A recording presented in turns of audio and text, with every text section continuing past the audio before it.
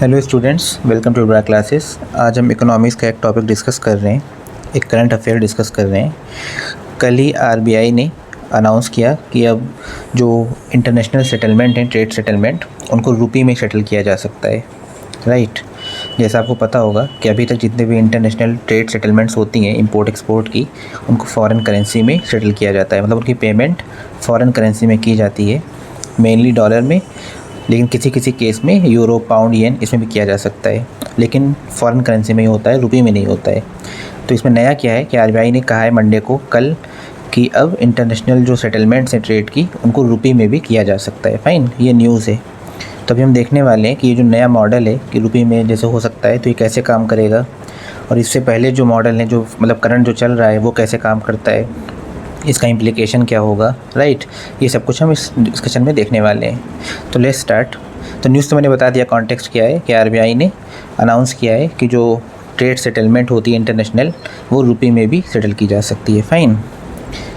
तो अभी हम देखेंगे कि ये नया मॉडल काम कैसे करेगा। तो इसमें मान लीजिए किसी भी कंट्री से कुछ भी इंपोर्ट एक्सपोर्ट किया इंडियंस ने, और उसकी पेमेंट करनी है, तो उसके लिए वो जो दूसरी कंट्री है, उनके बैंक का एक अकाउंट हमारे किसी कंट्री के बैंक में खुला होगा। ऐसे अकाउंट्स को वॉस्ट्रो अकाउंट्स कहते हैं। फ़ाइन, ये टर्म आपको याद रखना है, वॉस्ट्रो अकाउंट्स। ये करस्पॉन्डेंट अकाउंट होते हैं। मतलब जैसे फॉर एग्ज़ाम्पल रशिया से हमने ट्रेड किया, तो रशिया का जो बैंक है, वो अपना एक अकाउंट किसी इंडियन बैंक में खोल लेगा, लेट्स से एसबीआई। फ़ाइन। तो उसके बाद जैसे मान लीजिए किसी भी हमारे ट्रेडर ने ट्रेड किया इंडिया से, और उसको जो पेमेंट करनी है, वो पेमेंट वो उसी बैंक में जमा कर देगा, इंडिया में ही। और क्योंकि वो बैंक इंडिया में है, तो वो रुपये में जमा हो सकता है पैसा, है ना। लेट से 10 करोड़ का कुछ था, तो 10 करोड़ रुपए वो इंडिया में ही जमा कर देगा उस वॉस्ट्रो अकाउंट में, जो क्योंकि रशिया का है, राइट। वो रशिया ने इंडिया में खोल रखा है। वो 10 करोड़ रुपए इंडियन रुपी हैं, इंडिया में ही जमा हुआ है। अगली बार उसी रशियन बैंक का जो अकाउंट है, मान लीजिए फिर रशिया वाले को कुछ इंपोर्ट करना है इंडिया से, और उसको पेमेंट करनी है, तो वो उसी 10 करोड़ रुपए से फिर से पेमेंट कर देगा। फ़ाइन। तो वो पैसा इंडियन करेंसी में था, इंडिया में ही था, और वापस उसने इंडिया में पेमेंट कर दिया। तो इस तरह से मॉडल काम करता है। मतलब पैसा बाहर जाएगा ही नहीं, वो पेमेंट करेंगे इंडिया से उसी अकाउंट में, वो पैसा उनके पास रहेगा उनके अकाउंट में, और जब रशिया वालों को कुछ इंपोर्ट करना होगा इंडिया से, उसकी पेमेंट करनी होगी, तो उसी पैसे को जो अकाउंट में पहले आया था, उसी से पेमेंट कर देंगे। फ़ाइन, इस तरह ये मॉडल काम करेगा।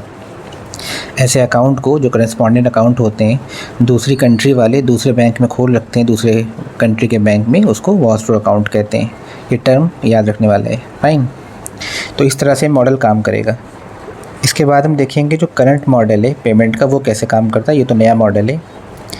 तो करंट मॉडल कैसे काम करता है कि अभी मान लीजिए कोई कंपनी को एक्सपोर्ट इंपोर्ट कुछ करना हो बाहर से, तो वो फॉरेन करेंसी में होता है। सिर्फ नेपाल और भूटान को अगर छोड़ दिया जाए, क्योंकि जो इंडिया नेपाल और भूटान को आईएनआर में ट्रांजैक्शन अलाउ करती है।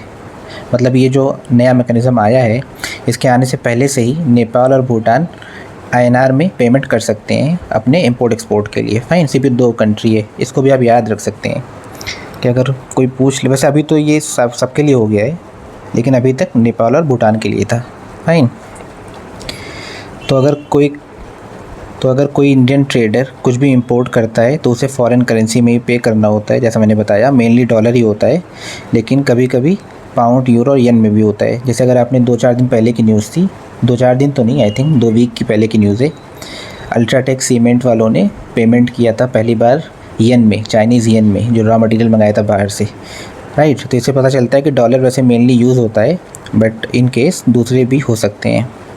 फ़ाइन। इसी तरह जब भी हम इंडिया से कुछ भी एक्सपोर्ट करते हैं, तो जो फॉरेन कंट्री है, वो भी फॉरेन करेंसी में ही पेमेंट करती है, आईएनआर में नहीं करती, क्योंकि हमें उसी पैसे से पेमेंट करनी होती है आगे। फ़ाइन। तो इस तरह से ये पहले के जो मॉडल है वो चलते हैं। और नया क्या आया है कि अब कोई भी जो ट्रेड सेटलमेंट है वो रुपये में किया जा सकता है। फ़ाइन। तो कौन कौन सी कंट्रीज़ इस नए मॉडल को यूज़ करने वाली हैं? हालांकि आरबीआई ने ऐसा कुछ साफ साफ नहीं कहा है, लेकिन सबका मानना यही है कि ये सिर्फ रशिया के लिए बनाया गया है मेनली। क्योंकि आपको पता होगा, रशिया और यूक्रेन का वॉर जब से स्टार्ट हुआ है, तो रशिया को स्विफ्ट सिस्टम से बैन कर दिया गया। आपको पता होगा स्विफ्ट सिस्टम क्या है? ये पेमेंट मैसेजिंग सिस्टम है, राइट। इससे ट्रांजैक्शन क्लियर होते हैं। जब तक ये मैसेज नहीं आता, तब तक कोई भी पेमेंट क्लियर नहीं होती। तो इंटरनेशनल ट्रेड करने के लिए इसका पार्ट होना बहुत ज़रूरी है। और रशिया को इससे ऑलमोस्ट 2-3 महीने पहले ही बैन कर दिया गया था, जब वॉर स्टार्ट हुआ था तभी। तो तब से ही रशिया इसको बाईपास करने की कोशिश कर रहा है। और आपको पता होगा कि इंडिया से रशिया के रिश्ते बहुत अच्छे हैं, ट्रेड रिलेशंस, राइट। हमें ऑयल वगैरह चीप मिलता है वहाँ से, कम दाम में। तो ऐसा माना जा रहा है कि ये जो नया मैकेनिज़्म है जिसमें हम रुपये में ही ट्रांजैक्शन कर सकते हैं, ये रशिया को ध्यान में रखते हुए बनाया गया है, फ़ाइन, ताकि उसको स्विफ्ट सिस्टम ना होने के बावजूद भी वो ट्रांजैक्शन कर सके और हमारा जो ट्रेड है रशिया से वो स्मूथली चलता रहे। तो क्या ये जो नया मॉडल है ये दूसरी कंट्रीज़ को भी एक्सटेंड किया जा सकता है?